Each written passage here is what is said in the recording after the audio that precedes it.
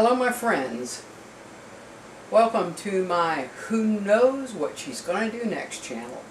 Today's gonna be I hope it's gonna be a cooking show, okay? A camp cooking show, sort of. Maybe a hiking cooking show, I'm not sure. And it's an experiment, I haven't tried it yet, so we'll see what happens. Now, a very long time ago, before some of my friends out there in bushcraft land were born,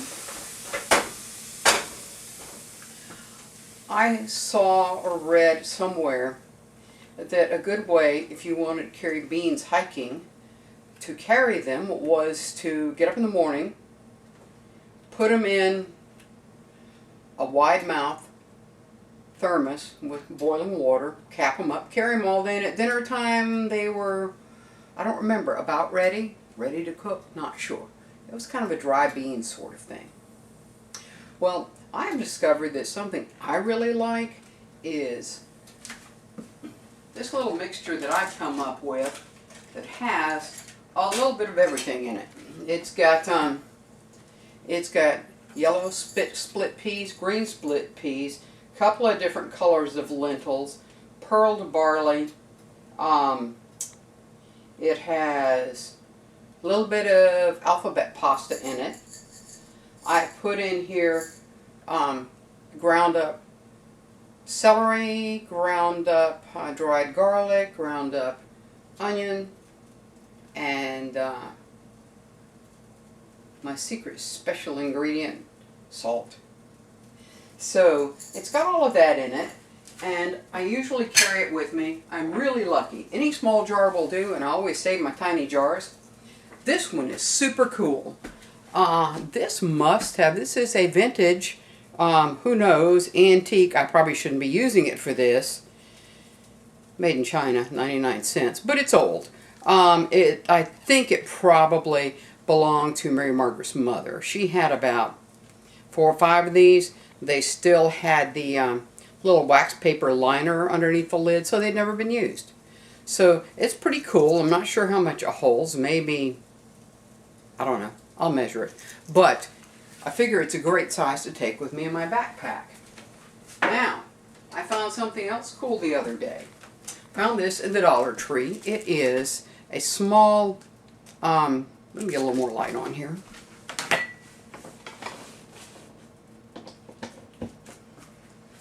That's a little bit more. It is a small plastic cup with a lid that is divided into 3 compartments. And what this is for carrying baby formula in. 3 helpings of baby formula. You put it in here, you snap on the top, you twist it around to the one that you want to use, you pop it open, and you can pour that section out. It was $1 at the Dollar Tree. I got it. I'm going to try putting my lentil mixture in this. Now, the other thing that I have in the lentil mixture is something I truly love, and that is chicken and tomato bouillon. Now, I don't put a whole pack of it in there, obviously, but I share it amongst the jars in my mixture. So it's pretty much got everything in it I want except for butter and cheese, okay? I eat butter and cheese and everything. I have a serious butter and cheese habit. But I'll solve it eventually, and I've half solved it now. All right, so I heard that you could do that. So I have gotten myself a Thermos brand food bottle. Now, this says that it will keep your food cold for 9 hours, and it'll keep it hot for 7 hours. It's kind of cool, really. You take off the cup, and then, of course, you've got a nice, really well-sealed lid. It's nice.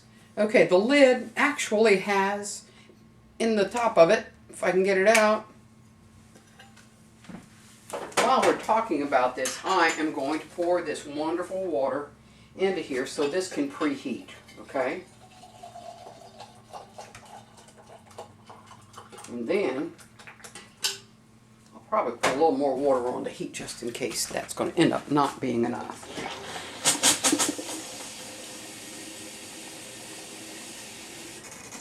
Okay. This is a pint.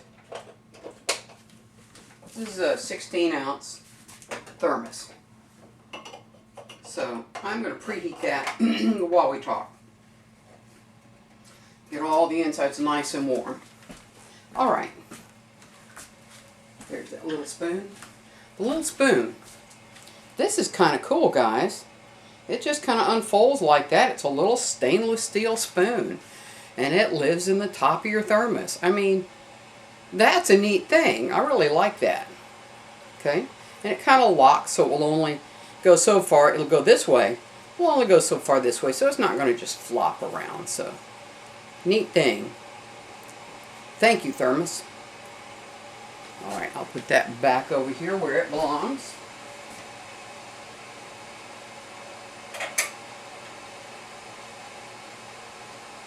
Okay. So there's your spoon underneath your cap. So, what I'm going to do is I'm going to take my little bottle. I'm going to put a helping of my lentil, bean, everything mixture. This really is pretty good. I chose it because everybody said, oh, take lentils. Lentils are the superfood on the trail, la la la. Am I a huge fan of lentils? They're okay. Am I a huge fan of split peas? I like them pretty good. Am I a huge fan of barley? Oh yeah. But barley's hard to cook. It takes a long time for pearl barley to actually cook. Love it though. But I've got all the seasonings and the spices in here that I like. Everything but butter and cheese. So there it is. Okay. So I will put this in here and we'll come back in 7 hours. You can see right now it's about 2:40. Not sure what time will be when we actually get this up. But I wanted to show you something else cool that I found. Found this also at the Dollar Tree. It is Velveeta cheese sauce. Sits on the shelf, does fine. My only problem with this is waste.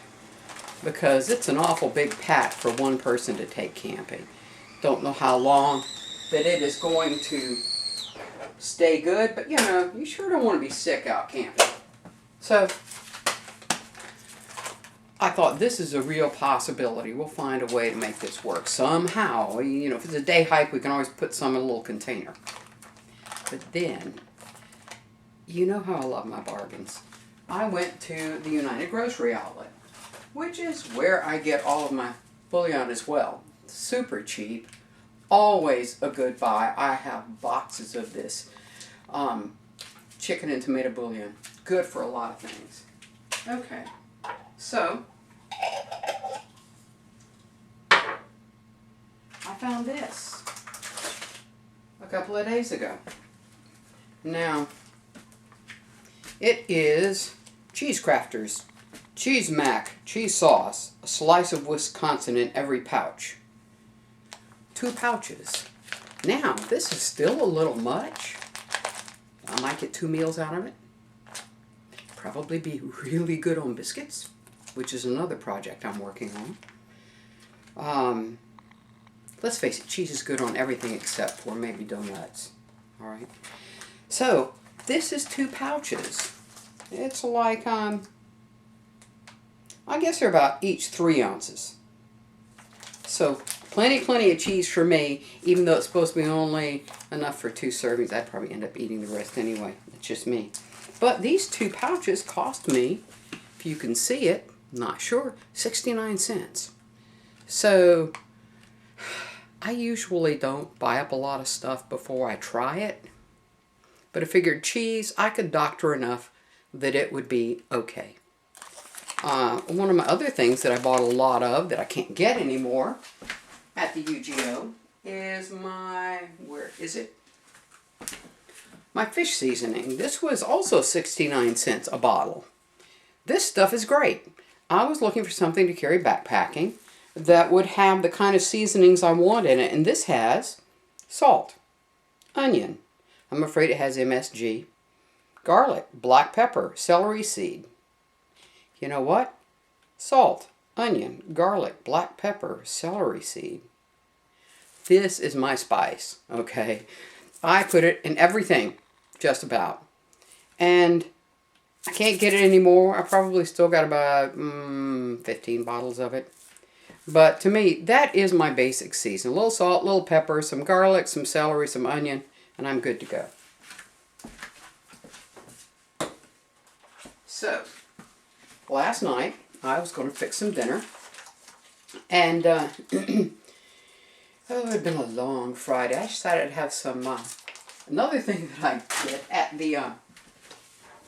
the UGO is this, these capellini noodles. Haven't been able to find them in a while, but I'm stocked up. It's okay. They're tiny little fine pasta. I love them. And so I decided I would just make some of that. And I thought, hey, this is a good chance to try out that cheese sauce. So I cooked some pasta. And Mary Margaret always gets on to me because I hit it with the salt and the seasoning, before I ever even taste anything. But for some reason last night I said, no. Give the cheese sauce a fair chance. Wait until after you put the cheese sauce into your noodles before you start doctoring it with fish seasoning. So I took my little pouch and I squeezed about half of it into my pasta and stirred it up real good. It was really, looked nice and creamy and all that. And I thought, but does it really have any cheese taste to it? All these cheese powders and all, it's like, yeah, they're sort of cheese. And I took a bite and I never put any fish seasoning in it. This stuff is amazing. One thing, it has enough salt in it, so if you don't like salt, it might end up being too salty for you. But it was delicious. Now, I did put salt in my pasta when I cooked it. And so if I hadn't put salt in my pasta, I probably would have had to add a little for me. My mama raised me on salt. And luckily, I have low blood pressure, so I'm good. So, that is, I put that in there. It's amazing. It's good. And when we finish this, if this is anywhere near cooked, we'll taste it.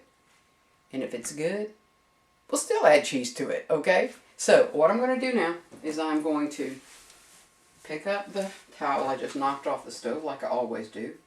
I'm going to drain this. I think it's probably been pre-warming long enough.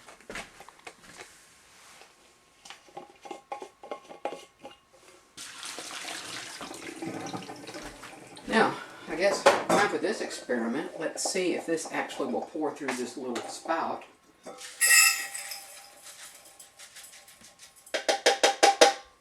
And it does perfectly. And then we're going to add our water, not too full, but as full as we can, and hope that that's enough to preheat, etc., etc., or maybe even all the way cook that much barley, lentil, split pea, celery, garlic, onion, bouillon, alphabet pasta. I know it'll get done. Okay, it is 2:45. I'll go ahead and finish capping this up just to make sure that it's the way it would be if I was out hiking. And we'll see what happens with this, because I've thought a lot about pre-soaking beans, like maybe if I could get a really good Ziploc, put them in, pre-soak them, that kind of thing, maybe some kind of little cup for having when I go camping. And I have wanted this thermos for a long time, but it was almost $17. And you know how I hate to spend money, but last night I decided, okay, just do it. Now I'm going to try to get this video uploaded tonight, maybe. It'll probably be on for you in the morning, and then probably tomorrow evening I'm going to do the drawing for the 100 sub giveaway. I'm pretty excited about that. And I do want to say this to you. Okay, I'm probably going to say it on every video because I failed to do it. Anytime you build something out of some kind of metal that you don't know for sure what it is. Now, I looked at those plates. I don't know if they're galvanized or not. I went back to Lowe's. I looked on all the boxes. It doesn't say. I have found that for the most part, warning labels and lists of ingredients, etc., of late, I have found them kind of failing us. I don't see nearly as much information on packaging as I'm accustomed to getting. So those plates may be galvanized. If they're galvanized, I know they have zinc in them. There may also be tin in them in that coating. And that is not a good thing to breathe. You do not want to breathe those vapors. So if you build a little firebox stove like the one I have built, if you build anything that you're going to use for cooking on, any little grating, because I use things like pieces of cattle panel and all that, those have got to be burned off. Now, if you were using that little firebox stove only outside and you're really careful not to breathe the fumes, eventually you're probably going to burn off all of the galvanized material on it, if that's what it is. I'm probably going to make a concerted effort to go ahead and burn all of that galvanizing off of mine. You have to be careful, like if you're welding that stuff, if you breathe that stuff, it's toxic. For one thing, it is going to scald your sinuses so badly, and there is only one place in your body that brain cells are not connected in a little network, and that is at the base of your brain, right above your sinuses, where the little cells in your brain extend their little connections down through a little sieve in the bottom of your skull, through tiny little holes to your sinuses. It's a direct connection to your brain, right there. So if you get anything toxic in there, it's a direct connection to your brain, which is why it has always terrified me that people put drugs up their noses, because it goes right to your brain, not through your network. It goes right to your brain. It doesn't go through your bloodstream. It goes to your brain. And admittedly, there's some mucous membrane, there's this, there's that, but there's a sieve right there in the top of your sinuses, in your skull, where your brain lives. So, I'll jump off my soapbox about people putting drugs up their noses, but I will tell you that you need to be very careful of anything that you're manufacturing, campfire, cooking things, anything you're going to put in the fire. It's got to be burned off sufficiently. You do not want to breathe those fumes. Do it outside. Do it where there's plenty of ventilation. And, I would be really short if I didn't stand on my soapbox so much, but there it is. I just want to keep my friends safe. And most of you probably already know this, but if there's one person who doesn't, it's not worth them getting ill, getting zinc poisoning, because I didn't say something about it. Okay, enough of that and enough of the biology lesson and enough of the Julia Child show. We're going to come back here at, let's see, I said it was 2:45, 3:45, 4:45, 6:45, 7:45, 8:45, 9:45, 10:45. Is that right? 3, 4, 5, 6, 7, 8, 9, 10. No, 9. 9:45. We'll be back at 9:45. I'm going to set the timer, and we're going to see what we get. It might be edible. It might be ready to cook up for 15 minutes and have for supper. That's the kind of thing we're hoping for.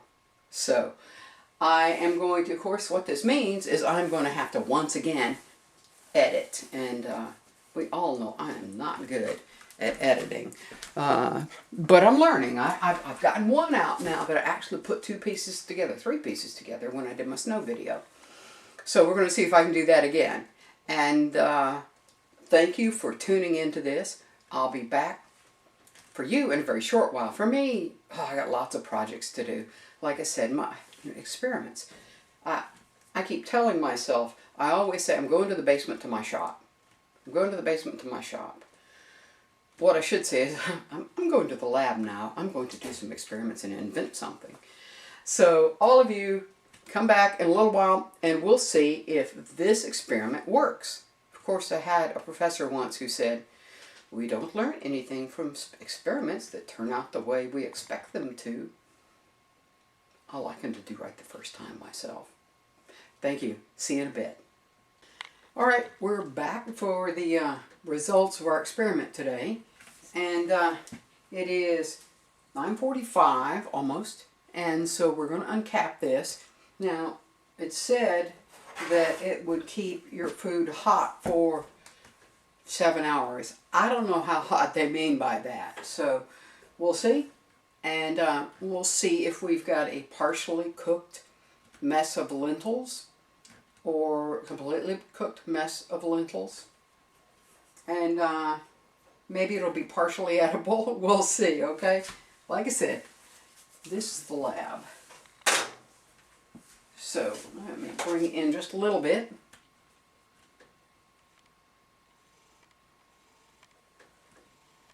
All right, there we are.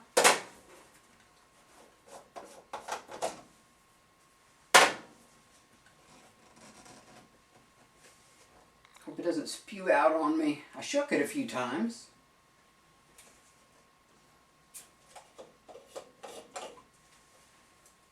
Well, it didn't soak up all the water. It smells very nice.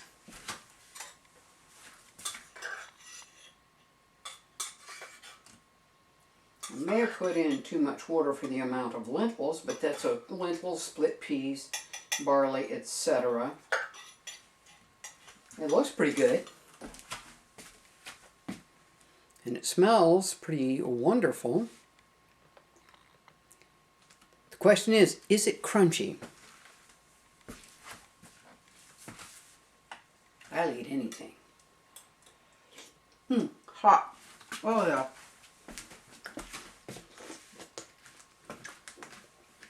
That was a little bit stupid. Well, they mean what they say. It will stay hot for 7 hours. Hot enough to burn my tongue.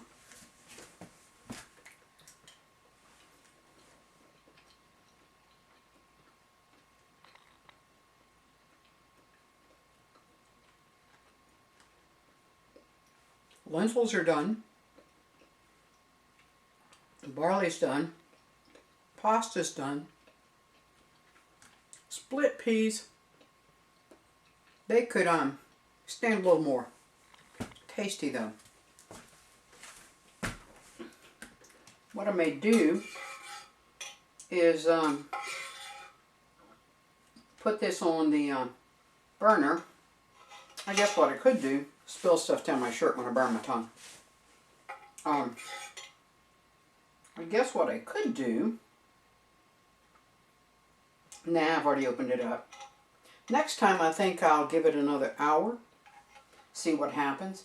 But this definitely is something that I think, if I put it on a pot on the stove for a little while, or a pot over, you know, one of my camp stoves, or my campfire, it will be fine. The barley's done, the pasta's done.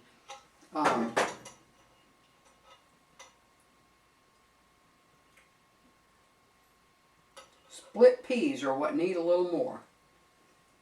The yellow one? Oh, the lentils could be more too. Okay. So you can't cook them, but they're definitely edible. They just have a little bit of al dente to them. So you know what I think I'm going to do? Is put them on the stove. It's now 9:47. Give myself a few minutes to put them on the stove, let them cook for about 30 minutes, and we'll see. So I'll be back again. Thank you. See you in a bit.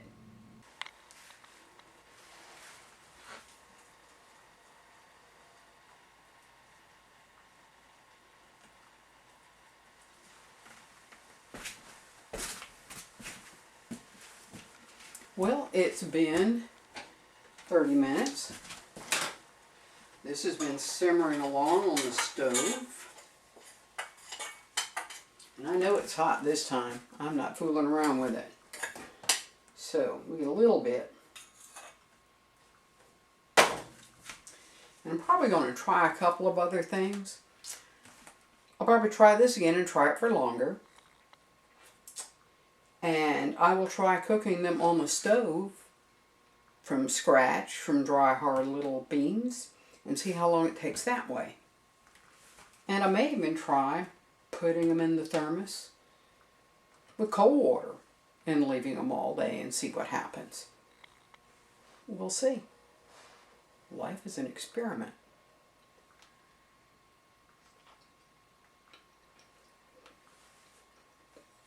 It's done. And it's good. Tempted to put cheese in it, but it's so good by itself. It's kind of a waste of cheese. That is good stuff.